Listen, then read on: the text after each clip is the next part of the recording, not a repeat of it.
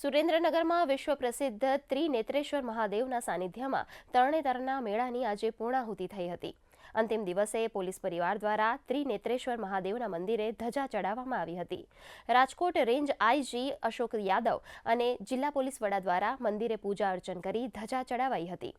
તરણેતરના મેળામાં રાજ્ય સરકાર દ્વારા પશુ પ્રદર્શન, ગ્રામીણ ઓલિમ્પિક અને પારંપરિક સ્પર્ધાઓ જેવા નવીન આયોજનો દ્વારા સંસ્કૃતિને જીવંત રાખવામાં આવી રહી છે। તરણેતરના આ વિશ્વ પ્રસિદ્ધ લોકમેળામાં સ્થાનિકો તેમજ પ્રવાસીઓએ પાંચાળ પ્રદેશની પરંપરાગત લોક સંસ્કૃતિ, લોકજીવન, લોકકલા, હસ્તકલાની ઝાંખી નિહાળી હતી। તંત્રની તમામ જે તૈયારીઓ હતી તેના ભાગરૂપે આજે મેળો નિર્વિઘ્ન સંપન્ન થયેલ છે અને આ તબક્કે પોલીસ ડિપાર્ટમેન્ટ આખી ટીમ અને વહીવટી તંત્રને ખૂબ ખૂબ અભિનંદન આપું છું।